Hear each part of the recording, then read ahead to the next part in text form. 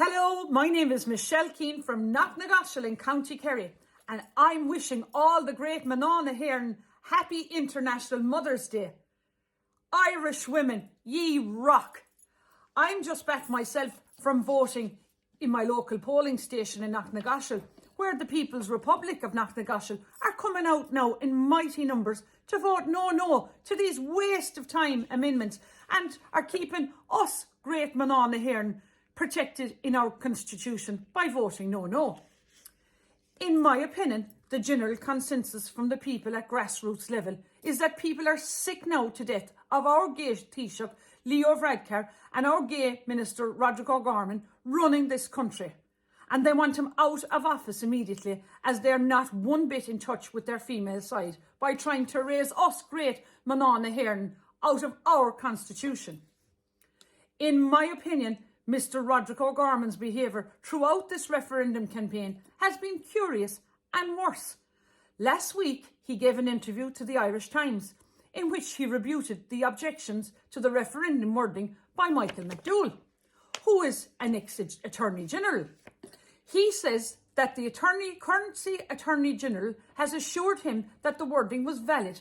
Michael McDowell's objections were nonsense. However, let's dig a little bit deeper.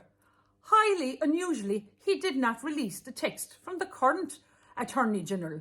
We know now that he lied and that the current Attorney General, Rossa Fanning, has grave misgivings about the wording to be presented to the Irish people today. In my opinion, this in itself is grounds for resignation by Roderick O'Gorman immediately, and a thorough criminal investigation for fraud now to be set up.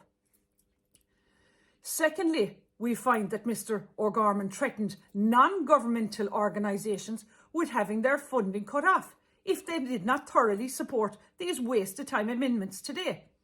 This also is illegal and led to assurances in the Irish Times this week that the non-governmental organisations will remain neutral as the law obliges them to do so. In the next few weeks, I will explain to you why all the recent amendments to the Constitution are invalid. For example, the divorce referendum puts everything in the future tense, so we may have divorced sometime in the future. Marriage referendum allows two sheep or two things to get married, but not people. The abortion referendum, similarly to the divorce referendum, uses the future tense, so abortion may be allowed sometime in the future, but not yet. These are all correctly using the Irish version of the referendum, which takes the precedence over the English version. But to our surprise, Rossa Fanning, who is the current Attorney General, sent documents to the Minister pushing the current changes to our Constitution, saying that the changes are invalid, not just in Irish, but this case also in English. Now, if you are a fool and suicidal, vote for these referendums. But if you are a decent Irish person who wants to see you and your children thrive and survive on this land of ours, vote against them and encourage everybody you know today to vote against them. In my opinion, Roderick O'Gorman should be jailed for his misconduct and wasting millions of taxpayers' money and our time, which is the most invaluable commodity we have on this planet, while trying to maliciously fool the great Irish people. But we Irish people, decent Irish people, will not be fooled today. So I hope now you have a little bit more context in what you're voting for today. And enjoy the International Women's Day. I'm now going to have a cup of tea after a great turnout today voting.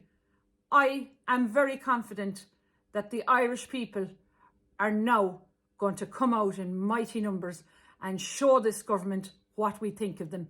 They need to go. This government needs to go now before our beautiful island is destroyed.